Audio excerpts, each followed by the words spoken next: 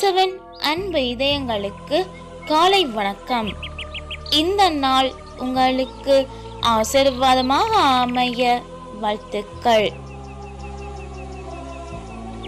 இப்புதிய நாளுக்கான ஆசீர்வாத இறைவசனம் 2 சாமுவேல் அதிகாரம் 22 இறை வார்த்தை 2 மற்றும் 4.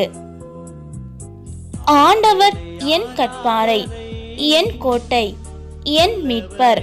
போற்றுதற்குரிய ஆண்டவரை நோக்கி நான் மன்றாடினேன். என் எதிரிகளிடமிருந்து நான் மீட்கப்பட்டேன்.